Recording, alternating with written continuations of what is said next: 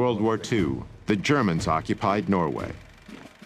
Among the first things they did was confiscate all the livestock and farm animals to provide supplies for their own troops. So the Norwegians were forced to eat mainly plant-based foods. Now we look at the deaths in Norway, just antecedent to this period, from heart attack and stroke. 1927, 1930, 35, look at right up here, right at the very top, 1939. Bingo! In come the Germans. Immediately, 1940, wow, 41, 42, 43, 44, 45. Have we ever seen a population have their cardiovascular disease plummet like this from statins, from bypass surgery, or from stents? No. But look what immediately happened. With the cessation of hostilities in 1945, back comes the meat, back comes the dairy, back comes the strokes and heart attacks. I mean, it's such an absolute powerful lesson.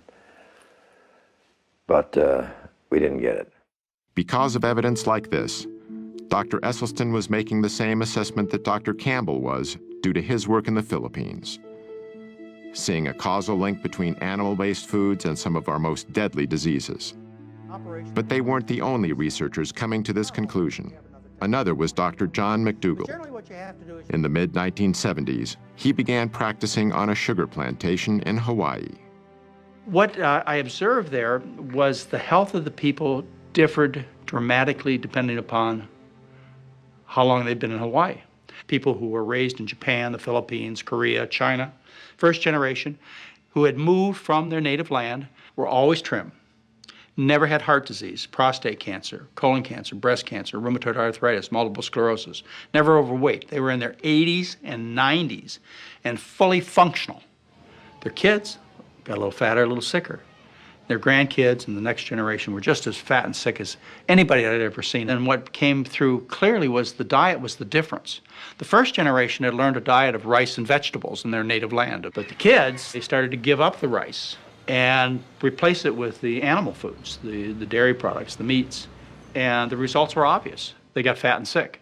So I knew at that point what caused most diseases. At the time, however, Campbell and Esselstyn knew virtually nothing about this other information. Even so, they ultimately reached a revolutionary conclusion: that many of our most crippling conditions could be greatly reduced, if not completely eradicated, simply by eating what they call a whole foods, plant-based diet. This means consuming foods that come mainly from whole, minimally refined plants, such as fruits, vegetables, grains, and legumes. It also means avoiding animal-based foods, such as meat, dairy, and eggs, as well as processed foods like bleached flour, refined sugars, and oil. Campbell and Esselstyn's research in this field would change their lives forever.